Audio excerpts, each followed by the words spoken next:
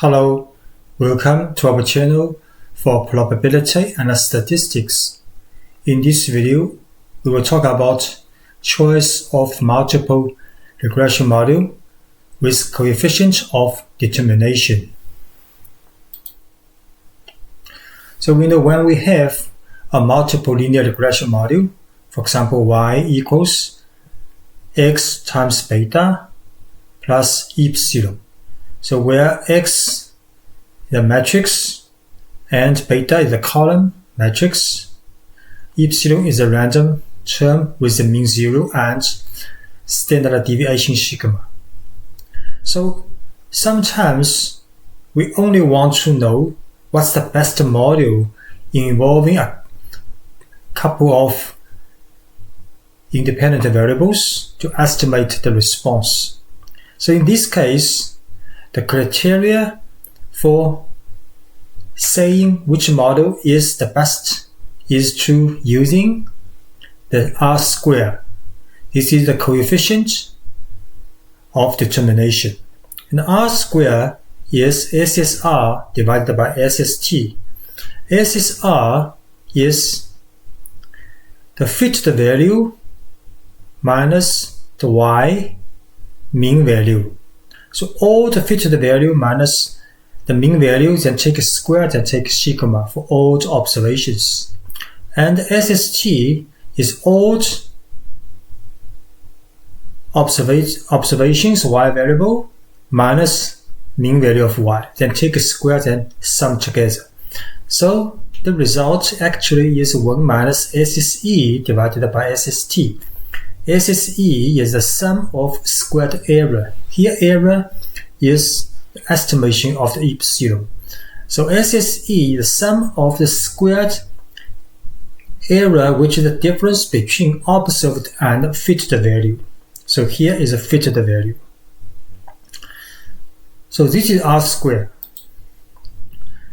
So for example, we asked the model and get SSR divided by SST equals 0.9117. So which means about 91% of the variation of the response variable can be estimated by the model. So this is a quite good number because about over 90% of the variation is estimated by the fitted model.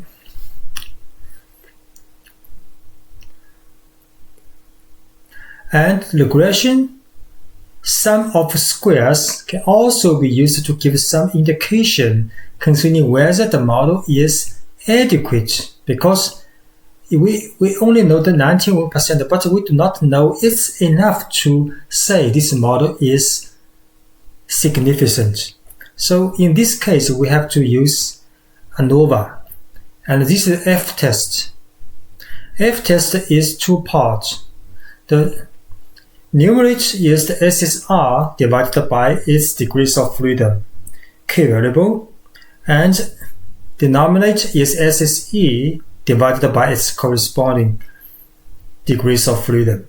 So if this numerator part is very big compared to the denominator part, so F will be very big and it will be significant. So the model is quite good. So for example, we get F equals 30.98 and we check the F critical value. For this value, the p-value is very, very small, so the model is quite significant.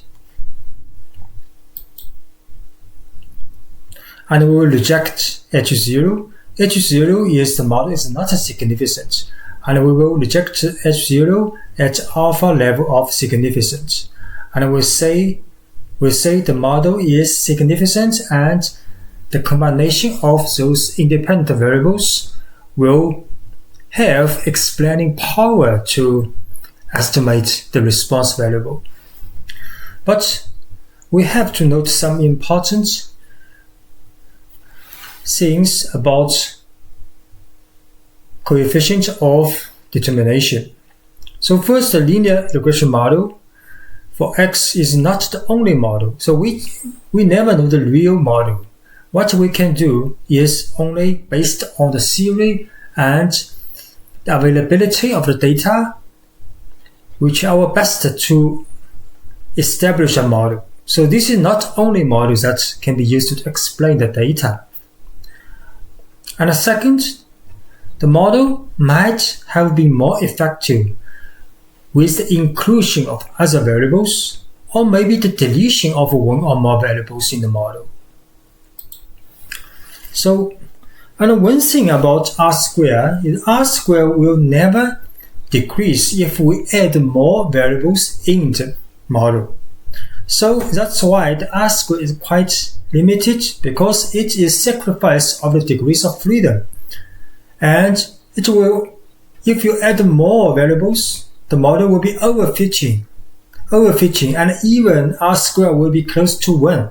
So in this case, the model is meaningless because we add many irrelevant variables in the model, but the R-squared will increase anyway. So that's why we will find and called adjusted R-squared. So this is 1 minus SSE with its degrees of freedom and divided by SST with its degrees of freedom. So this value will not necessarily increase with the inclusion of more variables in the model. So for example, if the full model with 3 independent variables, so we get R adjusted square is 0.8823.